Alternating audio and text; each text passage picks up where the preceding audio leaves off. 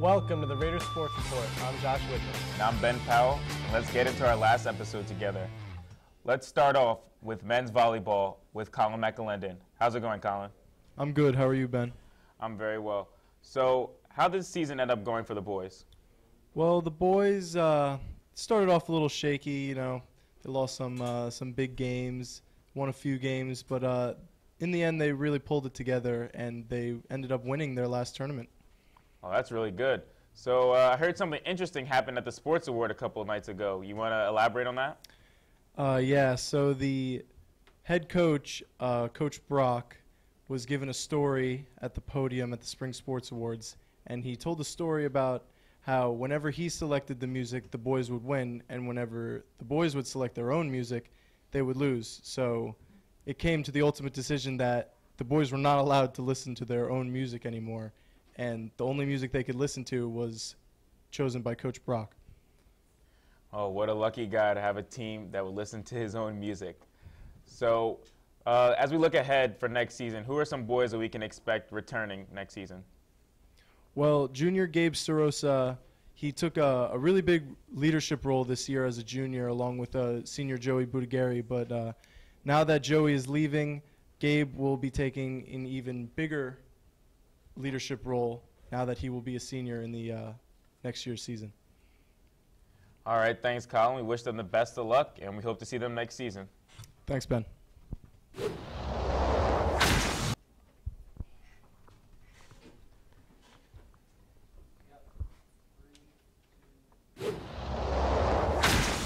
For a last look on the softball team, we go to Matt Oz. What's up, Matt? Hey, Josh. How you doing? I'm doing pretty good.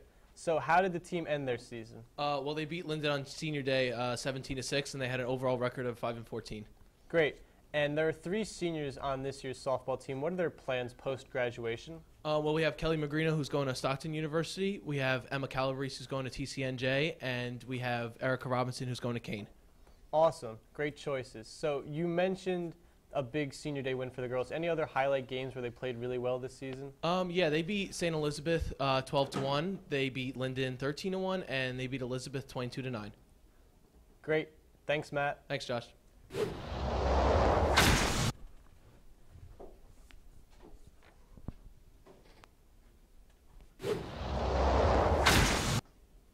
Now let's go to one last look at baseball with Ira. How's it going, baseball? How you doing, Ben?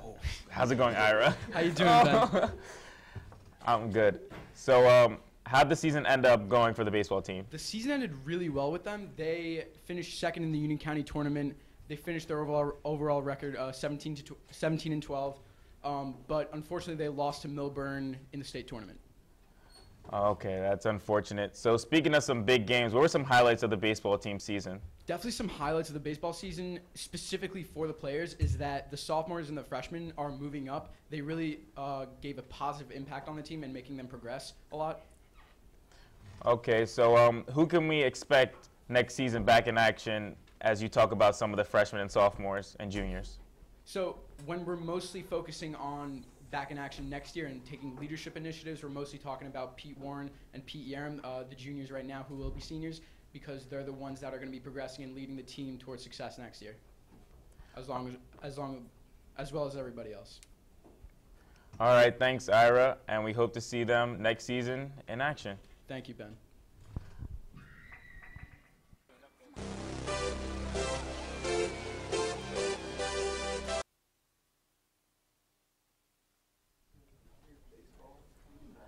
Now let's look at some highlights from the baseball season.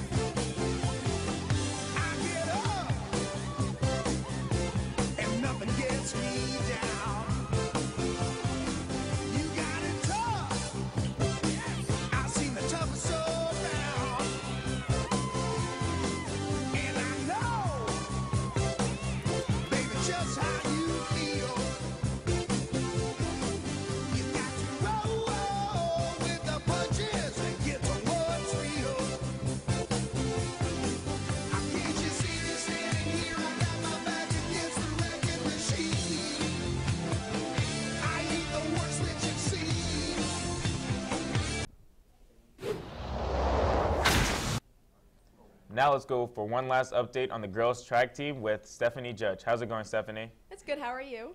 I'm good. So let's talk a little girls track. How'd they end up finishing the season? They actually did very well this season. Two girls, Imani Williams and Summer Robinson, went to the Meet of Champions. Okay, so I've heard some records have been broken here at SPF through the girls track team. You want to talk a little bit about that? Absolutely. Records broken were by Mary Catherine Stovall, Maddie Weber, and Summer Robinson. And Maddie Weber also broke a county record as well. Oh, wow, good for her. So speaking of some of the girls, who can we see returning next year? Some girls next year, mostly juniors, are Wilda Francois, Maddie Weber, and Rose Giandana, and a sophomore, Amber Bretz, will be returning next year.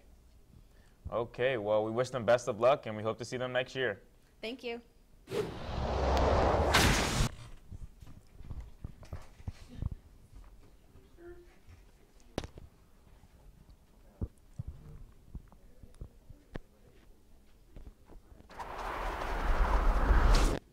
One last boys track update with Caleb Rembert. What's up, Caleb?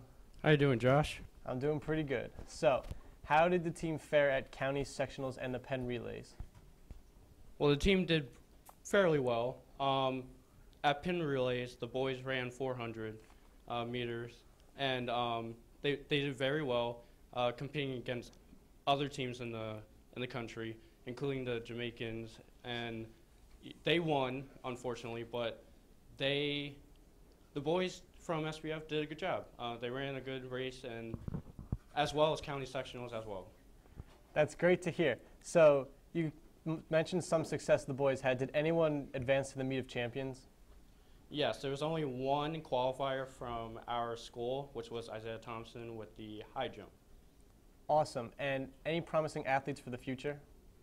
Yes, of course. There's Kyle Essevin, who is running at least 16 seconds at the 110 hurdles, 110 meter hurdles, as that's what it is. And other seniors next year, which will be J.J. Cunningham, also Lucas Stein, and other competitors will be coming from other sports for the track season. Great work. Thank you, Caleb. Thank you, Josh. We now go live to Female Athlete of the Month with Danny Balico. I'm here with varsity cheerleader Bianca Di Maria. Bianca, how you doing? I'm good. How are you? So when did you start cheerleading? I was about third grade. Okay, nice. So during your time at Scotch Plains Fanwood, how has the cheerleading team evolved? Over the years, well, as a freshman, it was a lot more laid back, whereas sophomore year we had a new coach, Miss Toto, and it was more strict where you had to be there all the time. It was more like in order, and it was, yeah. Cool, cool. So I heard you are the second person ever to make varsity cheerleading as a sophomore. How is that for you?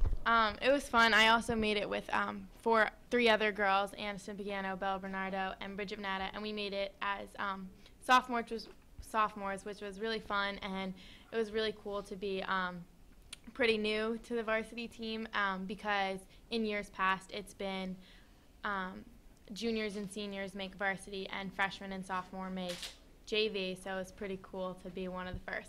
Cool. So over the 4 years of cheerleading, what was your favorite moment? I don't have just one favorite moment. I think making varsity as a sophomore was pretty cool, but also my senior year homecoming day was really fun and just really nice because it was our last time all being together and we stuck our whole routine. Oh, that's so cute. What are your plans for college? I'm going to be attending the University of South Carolina. Do you plan on cheerleading there? Maybe my sophomore year, but not my freshman year. All right, well, that's all I got. That's been the last edition of Female Athlete of the Month, and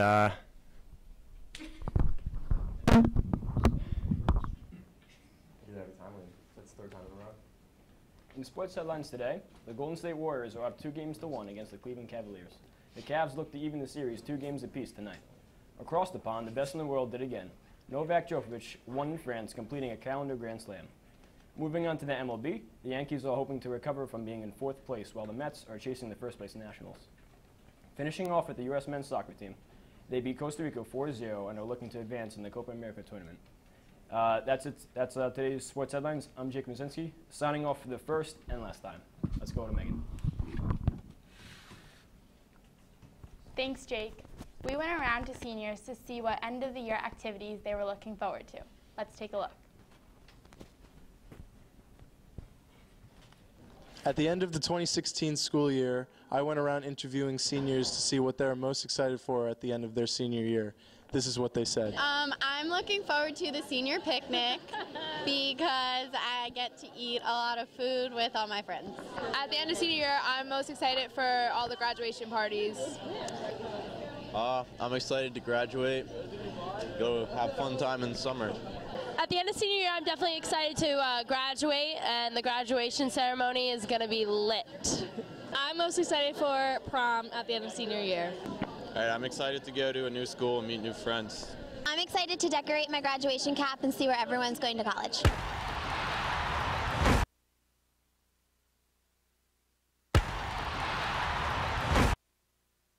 Current Twitter poll up on our Twitter page, we gave students a chance to vote on which top play they believe should be posted on this year's top 10 plays. Let's take a look at the nominees. It's Peter and Peter back at you here, and as the year comes down to an end, we picked 5 plays for nominees for top play of the year. We need your help to vote on them. You can vote online on the Raider News Twitter to help us decide which of these 5 plays is the best of the best. Let's take a look.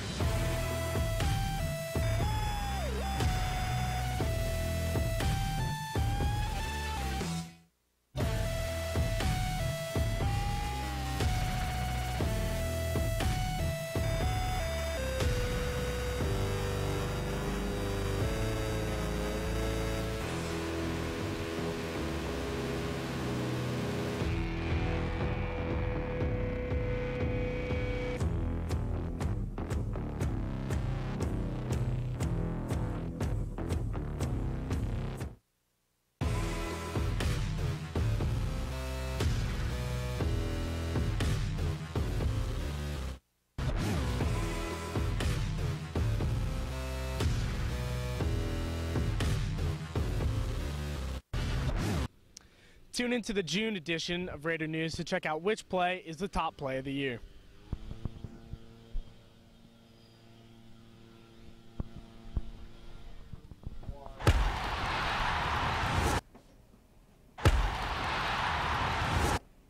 That's a wrap for this year's Twitter polls for Raider Sports Report. Now back to Ben and Josh.